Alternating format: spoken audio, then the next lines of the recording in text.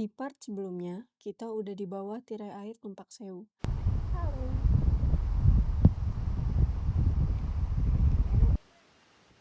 Biasanya, dari tirai air Tumpak Sewu, orang langsung balik naik lewat jalur yang sama.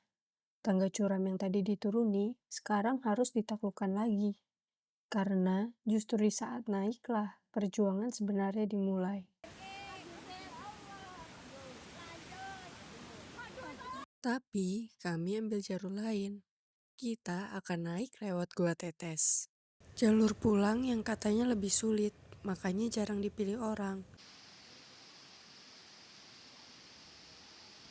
Namun justru memberi kami pengalaman yang terasa lebih utuh.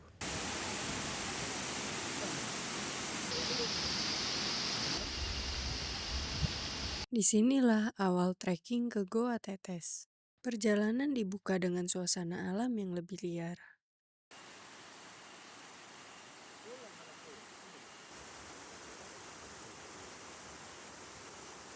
Aliran air tak berhenti. Burung-burung terbang bebas. Dan tumbuhan hijau membingkai jalur yang kita lewati. Lanjut. Permukaan jalurnya didominasi bebatuan kecil. Di beberapa bagian, kami harus melangkah di atas bebatuan yang dialiri air tanpa henti.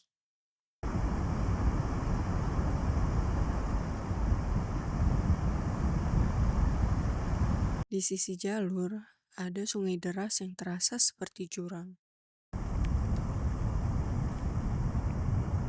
Sekali lengah, risikonya bisa berakhir di aliran sungai deras di bawah, menuntut fokus penuh di setiap langkah. Kami melangkah perlahan menyusuri jalur kars, ditemani aliran air yang terus bergerak.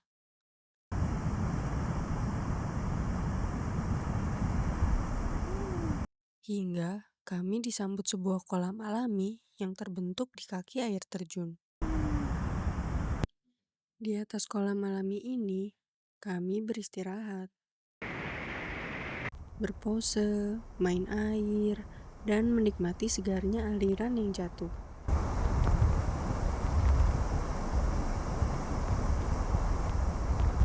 Perjalanan dilanjutkan dengan menyeberangi jembatan setapak.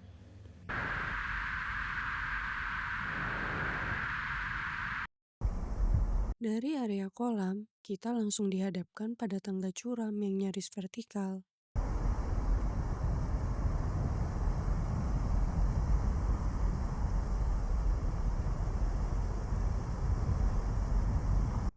Untungnya, kolam alami hadir sebagai jeda di antara tangga. Akhirnya, kita tiba di area loket Gua Tetes.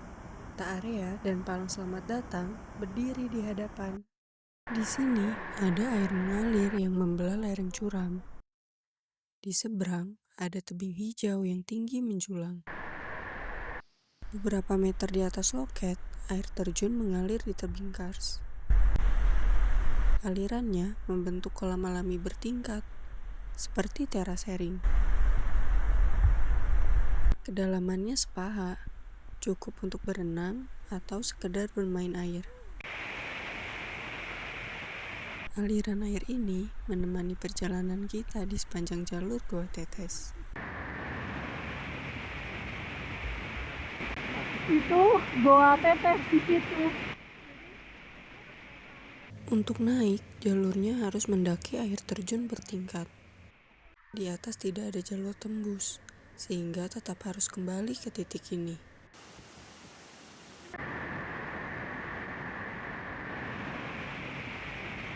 Kami memilih menikmati kegagahan karsnya dari bawah saja. Keputusan ini pun kami ambil untuk menjaga tenaga dan waktu agar tetap aman sampai pulang.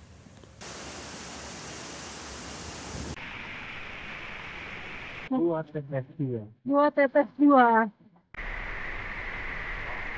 Kami berhenti sekitar seperempat jalan sebelum puncak. Untuk naik ke atas, kita harus menyusuri jalur air terjun yang sempit, licin, dan cukup curam.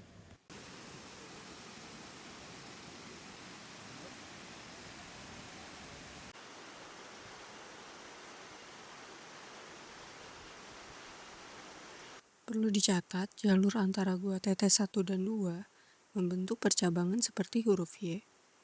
Dengan titik terendahnya menjadi persimpangan utama untuk kembali keluar. Perjalanan berlanjut. Kita harus menyusuri air terjun bertingkat di sepanjang tebing kars.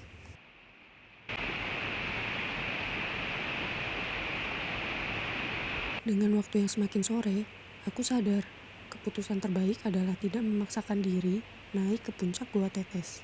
Menurunkan ego karena masih ada tebing hijau di ujung sana yang harus didaki. Untuk keluar, kita harus menanjak lewat tangga batu di tengah rimbunnya hutan.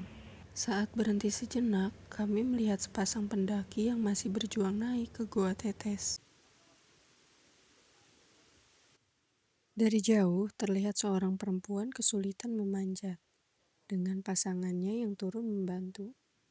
Sekilas gambaran jalur Gua Tetes yang menguji fisik dan kekompakan.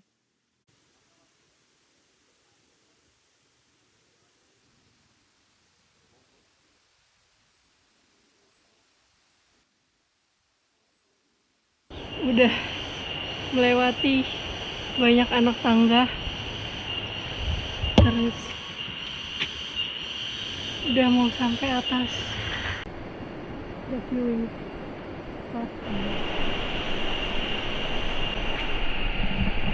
sedikit lagi sampai, semoga.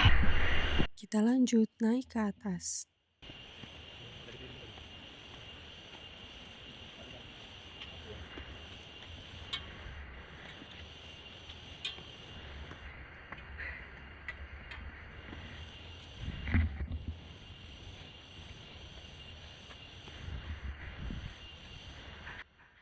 Dari tadi tuh ada spanduk ini dari 100 meter di bawah, penyemangat.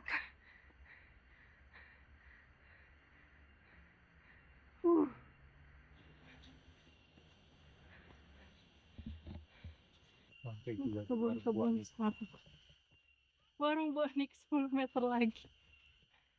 Itu dia. Sepanjang naik rem, kita ditemani pohon-pohon salak.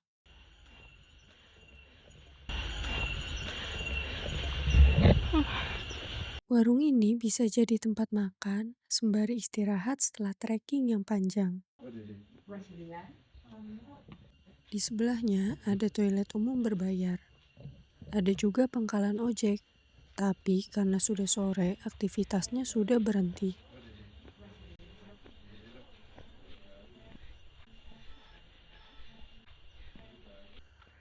Ini tanjakan terakhir.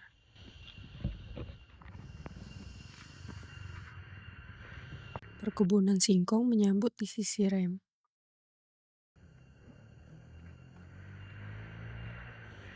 Suara jangkrik makin jelas saat sore datang. Parkiran mobil di depan warung dan restoran sudah terlihat. Selesai. Akhirnya selesai.